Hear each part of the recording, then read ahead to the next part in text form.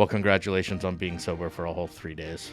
Thank you. What was the combo of drugs you were on?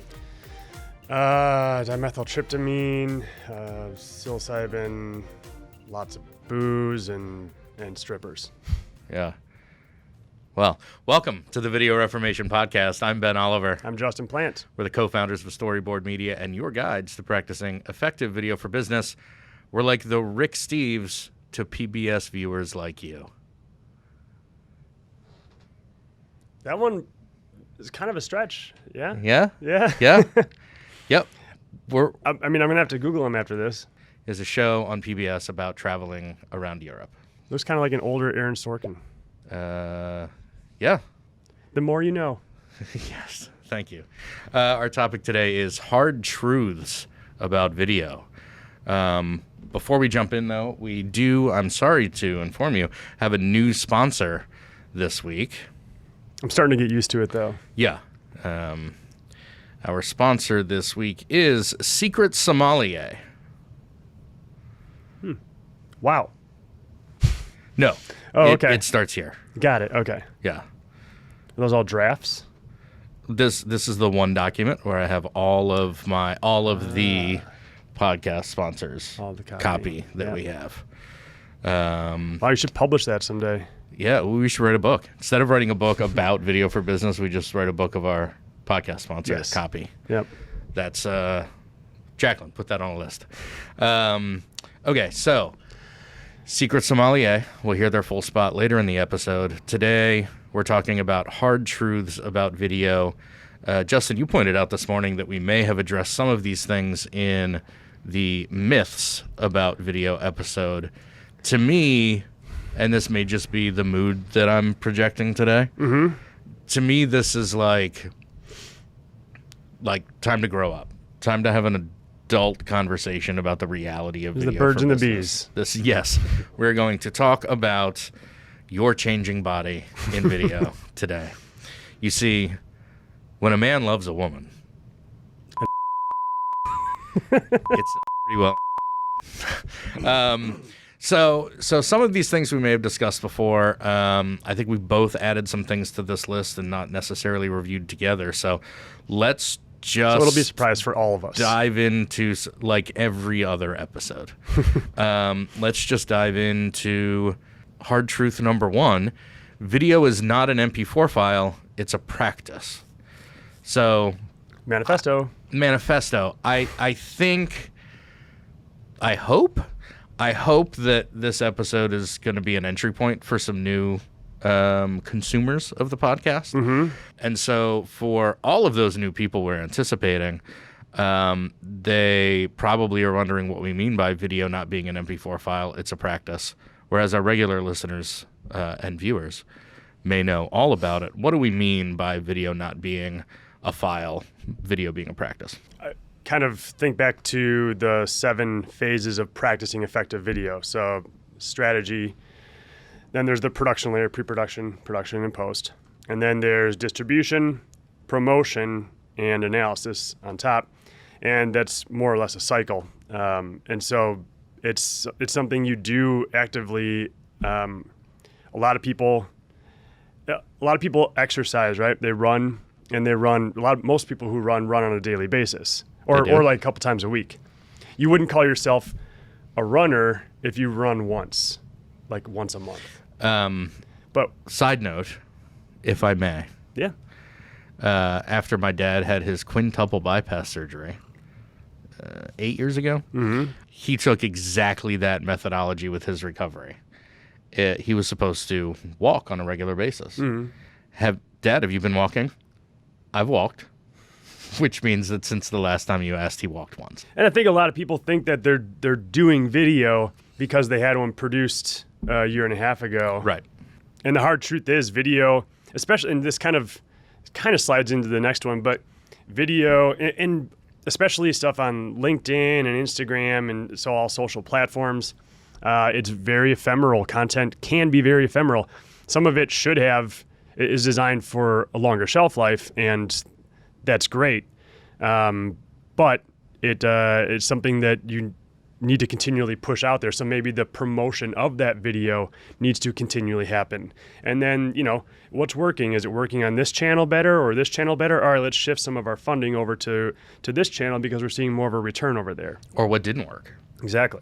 We've had several clients who've done some really quality video work, and yet when we started talking to them, they were very disappointed in what it had done for them. Mm-hmm. And I think that even goes all the way back to kind of our origin story, where the videos that we were producing for our clients weren't really doing anything because they didn't even know what they wanted them to do in the first place. So video is a practice. Video is something that you do continually. You learn from it. You get better. You publish it once. You promote it everywhere, whatever that line is.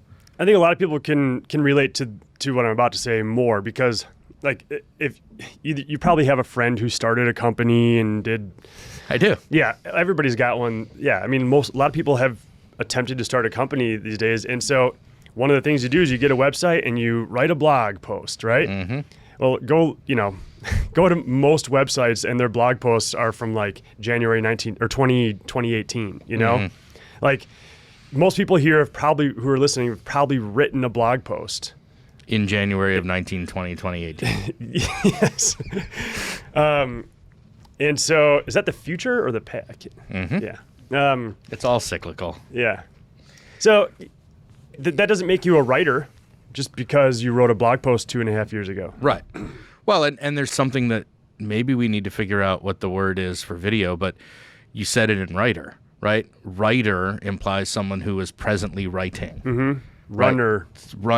Right? Videoer. Yeah. That has a nice ring to it. That just rolls off the tongue, right? Videoer. What isn't video? If it is a practice and it's not an individual video that is made, mm-hmm. What else isn't it? Ben, what is video not? That's a great question. One of the things that video isn't is a singular solution. Okay. So, again, manifesto. Do we still do that, No, by I the don't way? think so. We don't still do that? We used to have a little horn sound effect we would do when we talked about the manifesto. Video doesn't live in a vacuum. It is not... it's supposed to work with and for and around, and all the prepositions. Oh, right? I do. It's supposed to... Stick around at the end for all the prepositions. For all the prepositions. It's supposed to preposition your other content. Right. It's not supposed to replace your content. It's also not a magic bullet, right? It's not the thing that, if we've already talked about it not being something that is one video file, even just the practice of video isn't the only thing you should be doing. Mm-hmm. Just like you shouldn't put all of your eggs in the blog basket or the paid search basket, mm-hmm. or the gated ebook and white paper basket. You shouldn't put all of your eggs in the video basket. You should be doing some of all of those things. I challenge any B2B marketer out there to find me an audience that only likes to consume one type of medium. Mm-hmm. Because regardless of how specific your personas are, the varied individuals that fit that persona all like to consume information differently. As much as we would like it to be true that video is the singular solution, the end-all be-all, it's not. It's a part of the equation. Well, and also, like the title of this section, video is not an MP. Well, it is an MP4 file if that's all you have is the asset. Right. You need a website to put it on. You need a hosting solution. Yes. You need a place to, like social platforms, to promote it. So the video file itself isn't doing anything unless you complete some of the other steps of the practice. Even if you get one MP4 file put up to YouTube. Now, I'm just flashing in my head are all of the times we've seen the opposite. You're giving it a title. You're putting tags on it. Oh, right. Yeah. You're adding a description. That is context and information outside of the video asset itself. Yep. that helps people find it, that provides context, that helps it show up in search. And yet, how many times have we come across a video that is homepage video, final version 4, low res web .mp4 as the YouTube title. Yeah. /final /all caps. You used to see it a final. lot more. I think people at least have gotten past that. You know, and no description and no tags, anything like that. And then, I don't know, maybe they're embedding it to their site, but probably not. And a derp face for a thumbnail. Exactly. So I guess what we're trying to say is that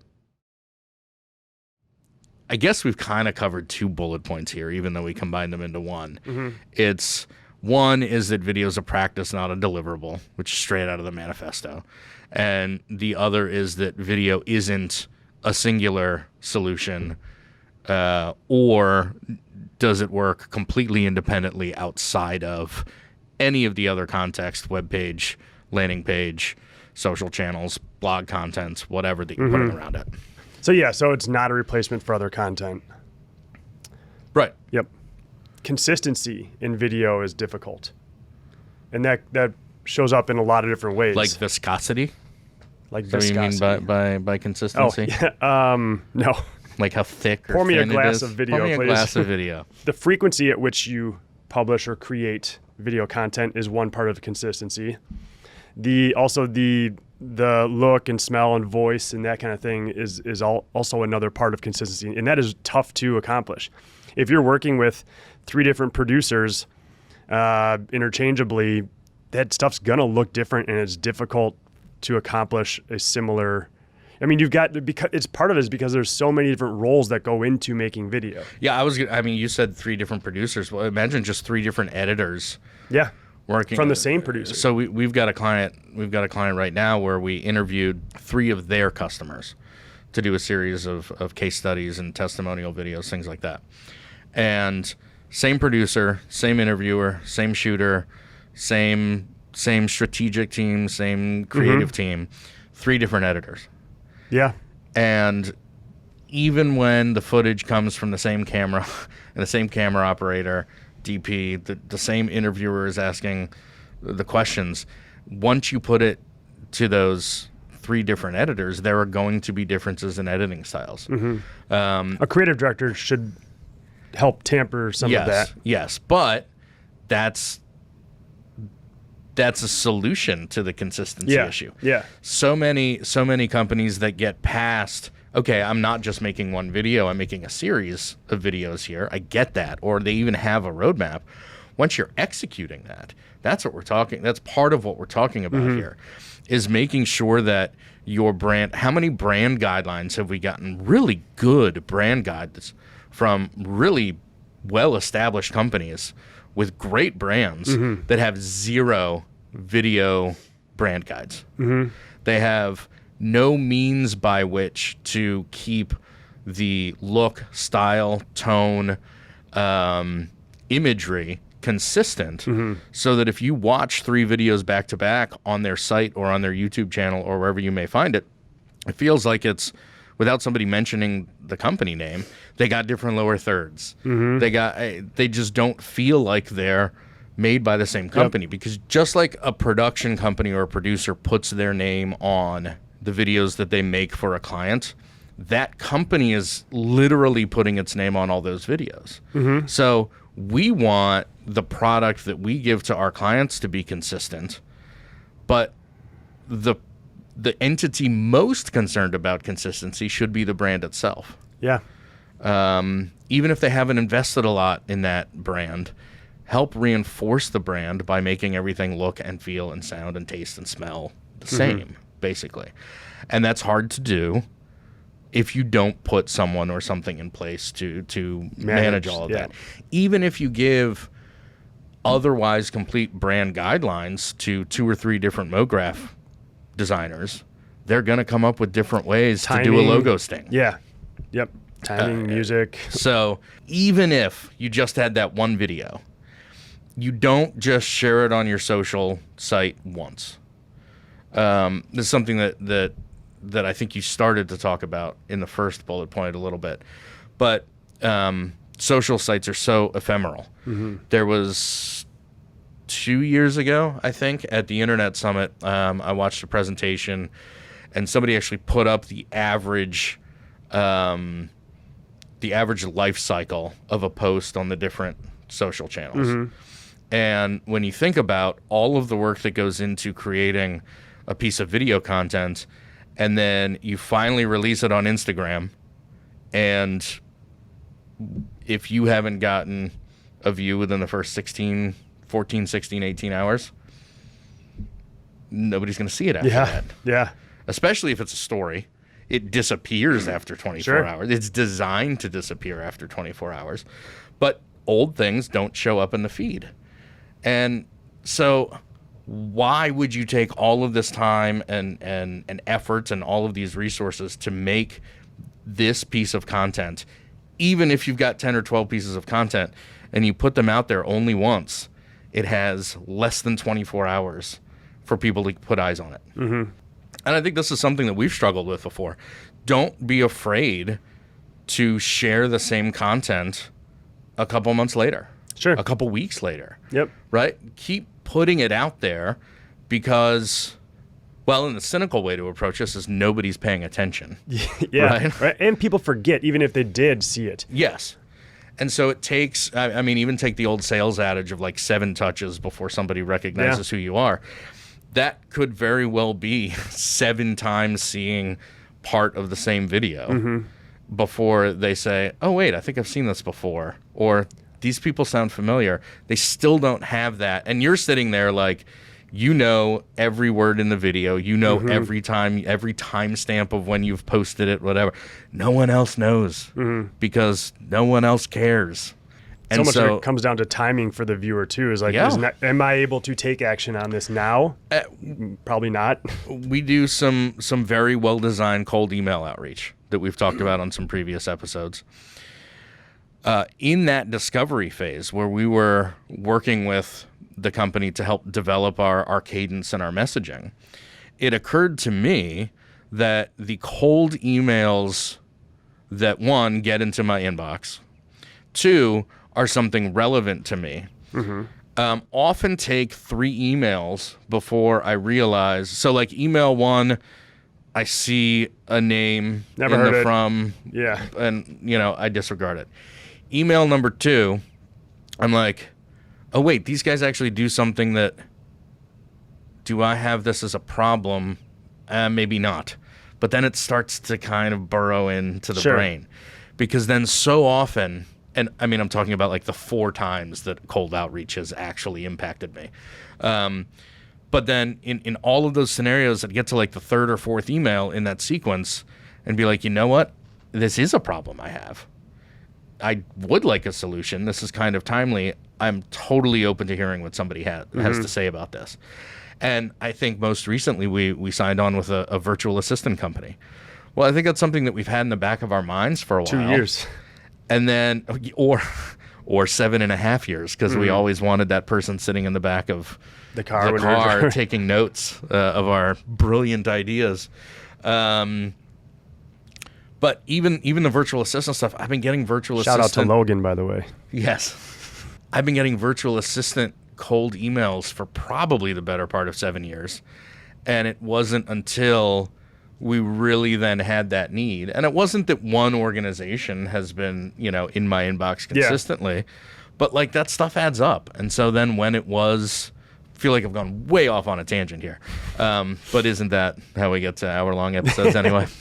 The point being that it often takes, like, even the most relevant message to the perfect target audience, sometimes they're just not in the headspace where they see that for the 1st or 2nd or 3rd time, and it takes the 4th time seeing, or 5th time or 7th time to see something, and all of a sudden it clicks for them. Yep. So yes, consistency and frequency. It's hard. It's hard, but required. Next on the list. Ooh, yeah. There's no way to make the one video that says everything to everyone. it's really, really tempting to try. Really tempting. There's no way to make the one video that says everything to everyone. I get it. As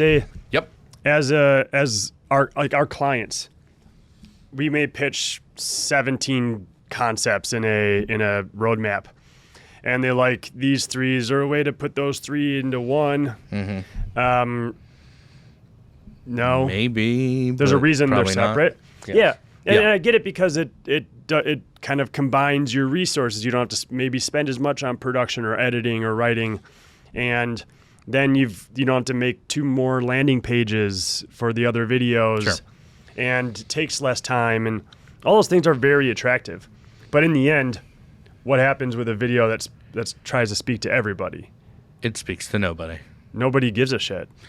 Because you have to water it down, and you end up basically addressing the points of the lowest common denominator.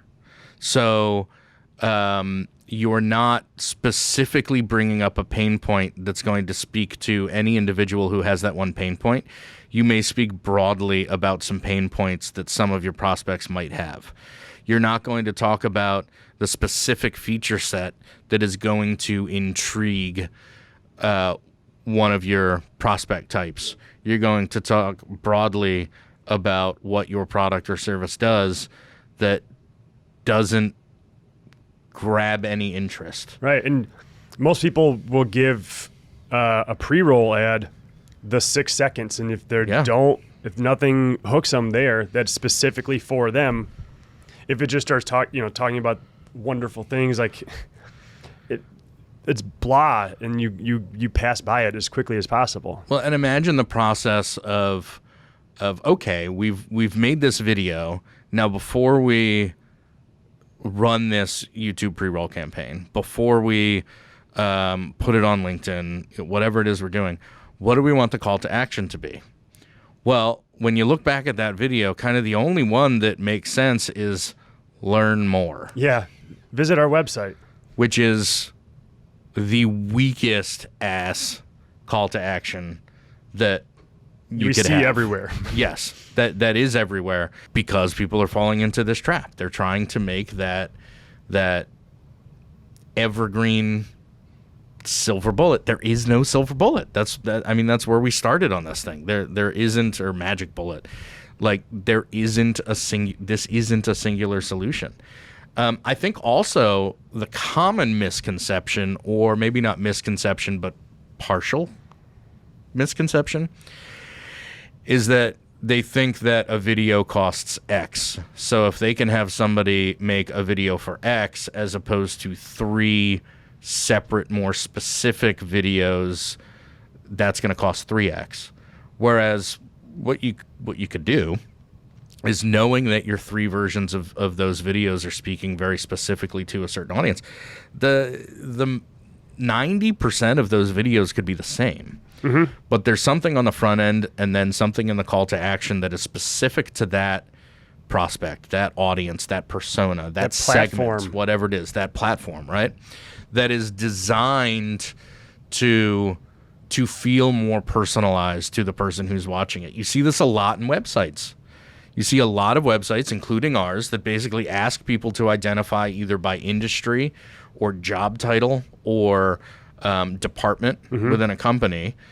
On the front page, oftentimes in the above the fold hero section, are you in marketing, sales, or customer success? Are you in energy, biotechnology, or SaaS? Like, it asks you to identify which part of the website, who you are, and then it sends you to the part of the website that has just some verbiage specific to that. Now, some companies have solutions that are completely different based on industry or job title or whatever. But if you went and you looked at the marketing services page, the sales services page, and the customer success services page, you'd probably see a lot of similarities. Yeah, format. Yep. Copy. Yep. Imagery. Sure.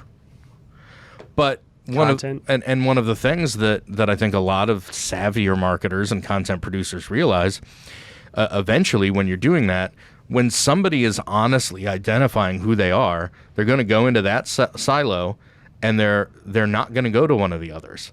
So anybody who gets concerned about like duplicate content, or like, well, what if somebody like figures out that we're lazy, and we're just like, it's not about being lazy, it's about being efficient. Nobody who is in sales is going to say, ooh, let's see what the marketing part of the website looks like, because I have nothing to do with my time. And they're going to go to the sales portion, and they're going to read about the, and watch the stuff on the sales pages. So the same thing with video. You could have a video that has 80 to 90% the same content, but you've set that context at the beginning that this is something that is specifically for marketing or sales. And so it doesn't always mean that a marketing video, a sales video, and a customer success video costs 3 times what one video that spoke to all of them would do. And so stop doing our job for us. Stop trying to figure out how to make this easy for us as videoers, and let us figure out the best way to have the most impact, which is more often than not speaking to a specific audience with a specific intent. Should we hear from our sponsor? Please. When it comes to wine, are you having trouble keeping up with your friends' palates? Difficulty finding the Palmaison California champagne Orson Welles once recommended? Or are you tired of getting called out for saying a red tastes buttery when only a white can be buttery, but the red tastes buttery, so you're like, ooh, buttery, but someone corrects you because it's a white, it's only a white can be buttery, and then never mind. Fear no more. Secret Sommelier is here to help. Using the same technology that feeds you social ads for the things you've never even searched for before, but were talking about with your friend earlier that day, Secret Sommelier will automatically know which wine has been brought to your table and feed you pretentious statements about that wine disguised as text messages on your phone. Something like, medium-bodied and saucy, but a racy acidity stabilizes the wine nicely with the robust tannins. Deep red currants and ripe cherries, laden with mocha, loamy soil, charred herbs, pencil shavings, and a hint of roasted hazelnut. Secret Sommelier. Download on the App Store now, or maybe just find new friends. Pencil shavings. Yeah. I love a hefty amount of pencil shavings in my wine. I'm more of a light pencil shavings kind of person. Lovely. That does sound like a compelling app. Yeah, no, I think... they're going to do very well. Yeah, I think Andreessen Horowitz is knocking down their door. Yep. Big money. Fundraise coming. Big money. For all the people who want to Imagine all the loamy soil they're going to... Loamy soil is just... That. Loamy soil is where it's at right now. Yeah. Let us continue with hard truths about video. Tell me, Justin... does video take time? It does take a lot of time. It can take a lot of time. Yes. It often takes a lot of time. I know. It should take less time, but it just takes some time. It takes thought. It takes a strategic approach. It takes insert manifesto, right? It takes time to write and revise. It takes time to cast, to find locations, to crew up, to get the edit right, to, God forbid, you account for how long it takes the clients to provide their feedback. It's just going to take some time to do right, because it's not... Video done well is not easy. I have a little bit of internal conflict here. One, because I feel like for the last 8 or 9 months, I've been trying to find ways to help our team get video done more quickly for our clients. I think we could do it a little faster. It's still going to take... There's still a baseline of time that it takes to do it well. Now, there's also a little bit of conflict with what we've talked about before, that sometimes video is easy as just picking up your phone. Right, because in one of the video myths that from that episode, whatever, that 20. But if the whole premise of this episode is having an adult conversation about really effective video for business, there's effort and detail and time and quality and technical aspects and all of that stuff that are why it can be expensive. Also, speaking of the video can be expensive part. So I don't want to be like too like pretentious about this, but like there's a bit of an art to it. Also, there's also a lot of people involved It's rarely, like, well done video for business is rarely one person doing everything. And that just necessitates time. I mean, of course it's different, it's a show, but look at the credits on any show, even a cartoon. Sure. Lots and lots of people in there. Well, I mean, you could even go to Vimeo and look at a lot of the business video on Vimeo, and when they're listing out, you know, who the writer was, who the storyboard artist was, who the set designer was, who the art director was, who the creative director, the DP, the gaffer, the grip, the editor, the post-production supervisor. I mean, like, it just very quickly adds up, even if it's a 90-second. And all those people like to get paid for Yes, they do. And they should get paid because they all do something very specific that adds to the whole of the video content that you're producing. I think another big point is that video takes time to see results. Yes, because I was going to say every phase of this takes time. It takes time to properly build a strategy. It takes time to create the asset.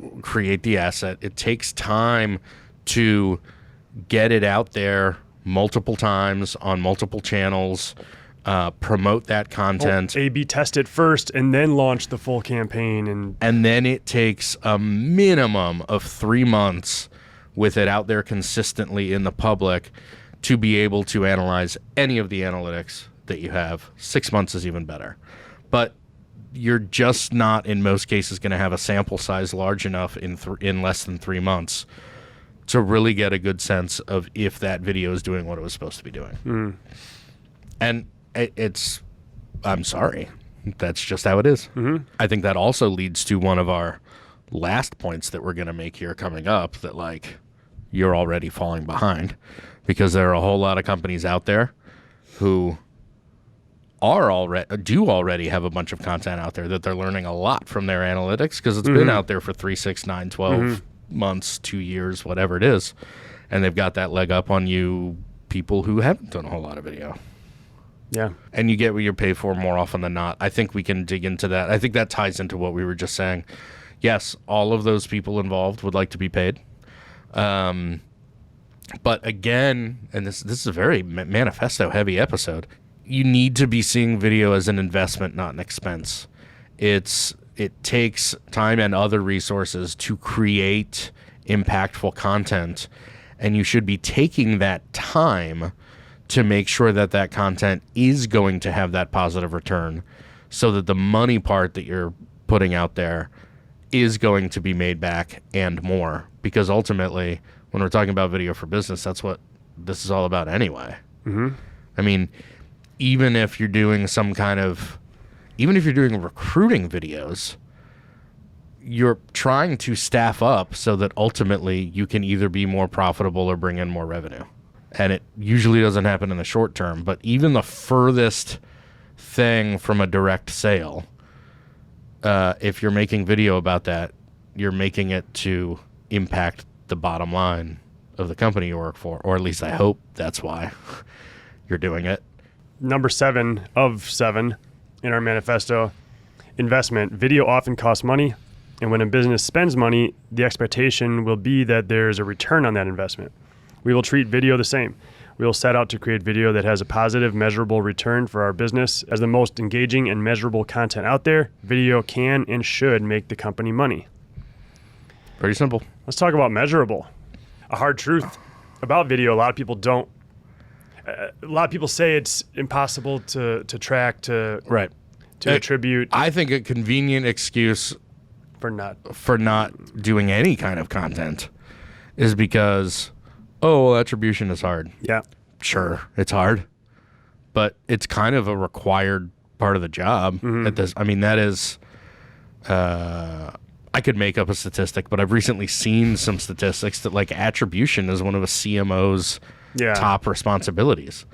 And so, yeah, it is possible to attribute revenue to an individual piece of content, whether that's video content or a blog or an email campaign. It may not immediately present itself to you. You may have to use tools, and you may have to make decisions on the algorithms and the the percent weight that you put something into a whole process, but attribution's possible. So stop using it as an excuse to not make any content because you don't know what kind of return it will have. You've got to put the tools in place to be able to analyze that, though. That's one thing that a lot of people also don't necessarily want to invest in when it comes to video, because some of those tools can be expensive. See the point above. Yeah, and I don't think this is going to shock anyone, but if it does, then we should have a longer conversation. Play count is irrelevant.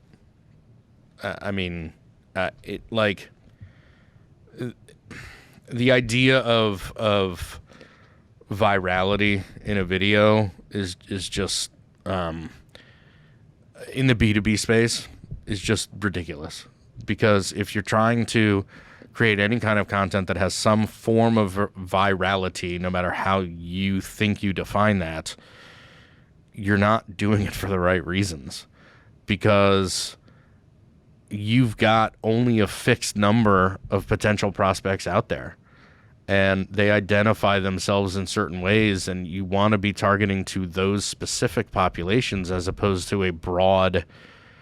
I mean, I don't care if you have 1,000 views or 10 million views. If the 1,000 views are 80% your target prospects anyway, that's probably as many prospects are going to see it if it had 10 million views. And this is tough because I understand we're speaking about B2B. Yes. And there's got to be an actual B2B example. But the Dollar Shave Club video did so much for that brand. Sure. Because people saw it and liked it and they talked about it. That did have a very viral effect. Yeah. Not B2B. No, not B2B. But that's exactly it. If this whole podcast and our whole business is about video for business, specifically B2B business, we should not be using the word viral in our conversations. Mm-hmm. Not because we think that sets an unreasonable expectation for the results of a piece of content we're making. It's because that is not the purpose.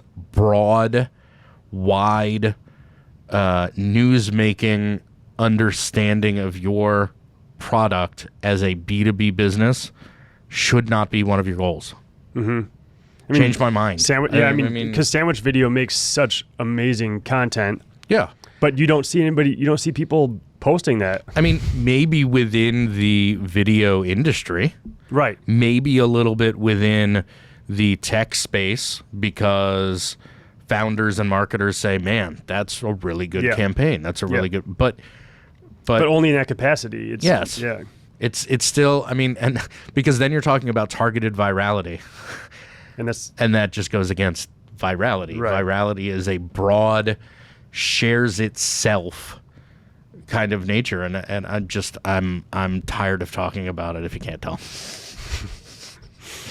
hard truths.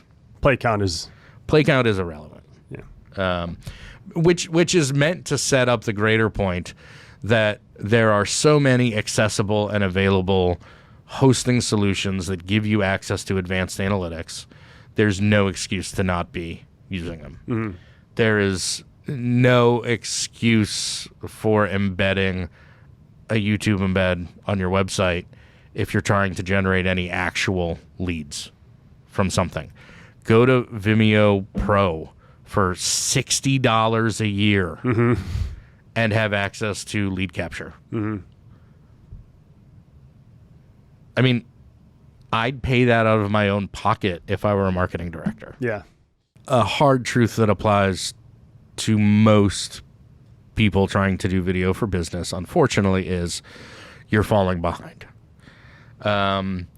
That's my take on it. I think one of the ways that you've been talking about it the last few years is a little bit more hopeful.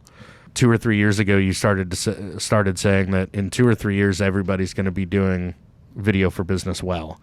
Do you want to be starting 2 or 3 years into your journey on practicing effective video for business at that point? Or do you want to be just starting at that point?